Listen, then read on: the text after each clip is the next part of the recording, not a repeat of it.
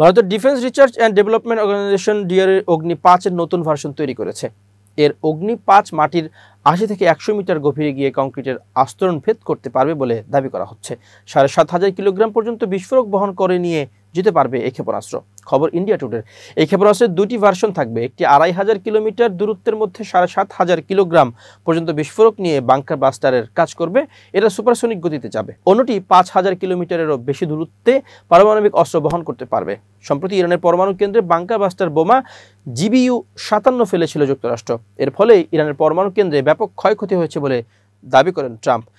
ভারতের অগ্নি-৫ ও যুক্তরাষ্ট্রের bunker buster GBU-৫৭ এর মতোই শক্তিশালী হবে বলে দাবি করা হয়েছে। বাংকার বাস্টার ক্ষেপণাস্ত্র হলো এক বিশেষ ধরনের ক্ষেপণাস্ত্র যা মাটির গভীরে ঢুকে লক্ষ্যে আঘাত করতে পারে এবং military bunker command centre, missile রাখার জায়গা ও অস্ত্রভাণ্ডারে গিয়ে আঘাত করতে পারে। সাধারণ যুদ্ধাস্ত্র বা বোমা মাটির উপরে গিয়ে পড়ে এবং বিস্ফোরণ হয়, কিন্তু বাংকার বাস্টার মাটির ভিতরে ঢুকে কংক্রিটে গিয়ে বিস্ফোরণ ঘটায়। ভারতীয় সেনাবাহিনীর সাবেক লেফটেন্যান্ট জেনারেল উৎপল ভট্টাচার্য জানিয়েছেন, এটা একটা ডেটারেন্ট হিসেবে কাজ করে। যে কোনো দেশের মাসেল পাওয়ার বাড়ানোর দরকার হয়। কোনো সন্দেহ নেই, ভারতের সামরিক বাহিনীর কাছে এটা খুবই গুরুত্বপূর্ণ সংযোজন। উৎপল ভট্টাচার্য জানিয়েছেন, এই অস্ত্র মাটির গভীরে চলে যেতে পারে। কয়েকটা পর্যায়ে এর ডেটোনেশন হয়। প্রথমে উপরে হয়, তারপর ভেতরে ঢুকে বারবার তা বিস্ফোরণ ঘটাতে পারে। এটা নির্দিষ্ট একটি কোণে রাখতে পারলে টার্গেটে সবচেয়ে ভয়ঙ্কর আঘাত করতে পারে।